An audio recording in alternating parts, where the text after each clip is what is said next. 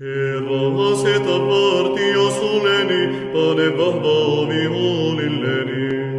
Älä anna minun sydämeni hairahtua puhumaan pahaa, älä anna minun etsiä tekosyitä synneilleni. Yhdessä lain rikkojien kanssa, minä en liitoudu heidän valittujensa kanssa.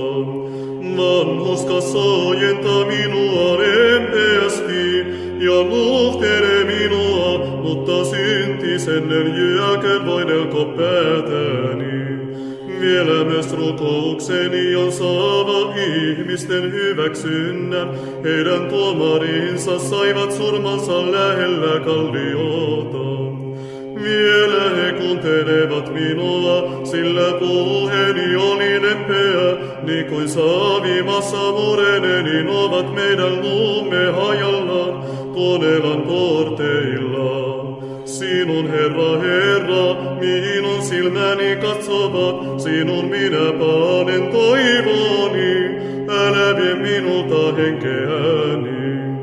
Varjele minua paulalta, jonka he minulle virittävät, niiden ansoilta, jotka rikkovat lakia. Langetkot syntiset verkkoon, jonka hän heittää heidän ympärille, minä olen yksin, tämän jälkeen minä katoan. Minä huudan ääneni Herra, ääneni anelen Herra. Minä vuodaton pyyntöni hänen etensä, minä kerron hänen edessään ahdistukseni. Kun henkeni minusta jo loppuu, sinä tiedät polkuni. Tälle tielle, jota kuljin, he virittävät minulle ansan.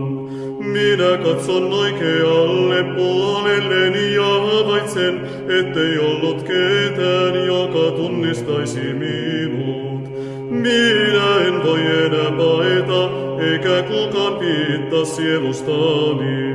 Herra, sinua minä huudan avukseni, minä sanon, sinä olet toivoni, minun osani elävien maassa. Tarkka minun pyyntöäni, sillä jouduin syvästi nöyrtymään. Vapauta minut vainojistani, sillä he käyvät minua voimakkaammiksi. Vie sieluni pois vankilastani, saan ylistää sinun nimeäsi. Vanhurskat odottavat minua, kunnes palkitset minut.